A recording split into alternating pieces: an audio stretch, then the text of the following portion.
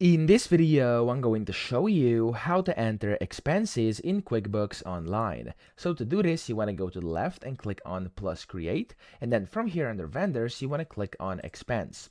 Now, when you do this, it's going to give you an option to select the payee first. So you want to do that first. And then of course, the payment account, for which I'm going to do a checking right now. Now, of course, over here, you have the payment date, payment method over here, and then your reference number as well. So you can just go ahead and type those in here. Of course, however, they're relevant to you.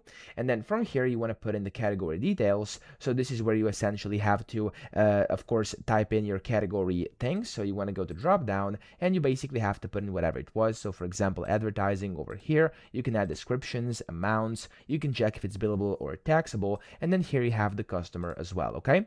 Now over here, you can then go ahead and of course select the second thing. You can go and edit. You could go and select the amount over here. And then you can of course, again, select the customer, stuff like that. So you can keep on adding these lines however you want. And down here you also have item details. So if you want to of course put in any item details as well, you can do that just like this. Now whenever you're done with this, you can then go ahead and of course add memos or attachments, and then you can just click on save and close at the bottom right whenever you're done and you've successfully entered expenses in QuickBooks Online. So I hope this video helped you out. If it did, please subscribe to the channel and help me out as well.